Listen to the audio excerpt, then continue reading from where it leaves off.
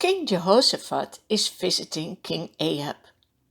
You remember both of them are kings from a different part of the country of Israel. They have become friends. Now King Ahab slaughters many sheep and cattle for a big meal.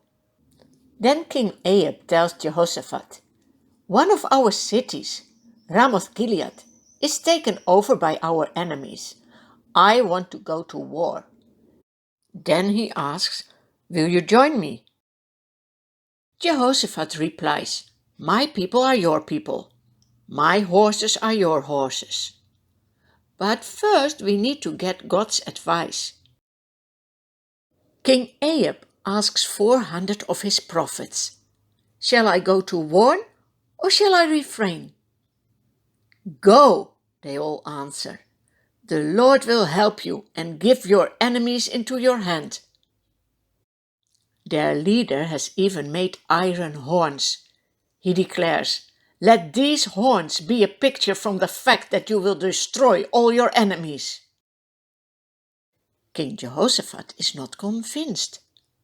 He asks, "Is there no longer a prophet of the Lord we can ask?" Ahab answers, "There's still one prophet of the Lord, Micaiah, but I hate him.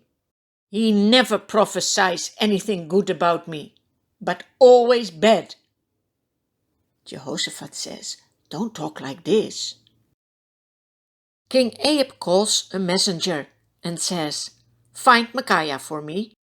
The messenger advises the prophet, "Look, all the other men have prophesied success for the king. Let your word agree with theirs."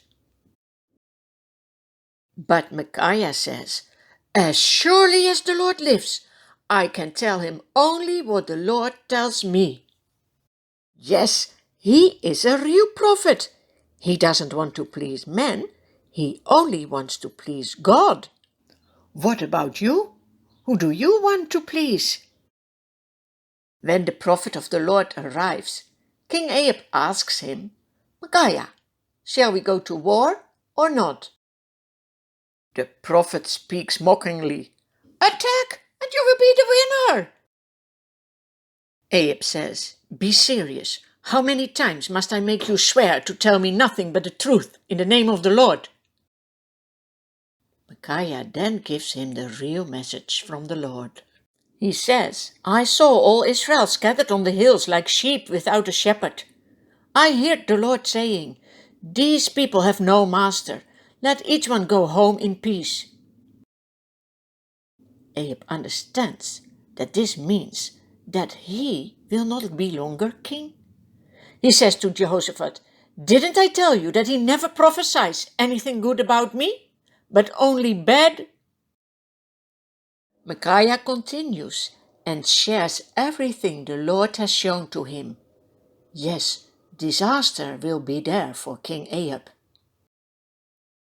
The prophets of King Ahab, false prophets, are angry. The leader slaps Micaiah in his face. "You think you are a true prophet?" he asks. Micaiah replies, "You will find out that you are a false prophet on the day that you need to flee for the enemies." King Ahab orders that Micaiah is put in prison. He will only get bread and water until King Ahab returns safely from the battle. Micaiah knows that will not happen. He says, "If you return safely, then the Lord has not spoken through me." He warns the people around him and says, "Mark my words." What will King Ahab and what will King Jehoshaphat do with this warning of God? What would you do with God's warnings for you?